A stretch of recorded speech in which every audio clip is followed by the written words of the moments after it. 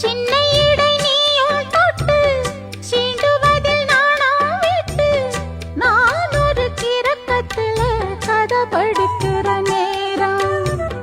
சித்திரம் போல் நீயும் மின்ன சில்மிஷமும் நானும் பண்ண ஆனந்த குளத்தினிலே அலையடிக்கிற காலம்.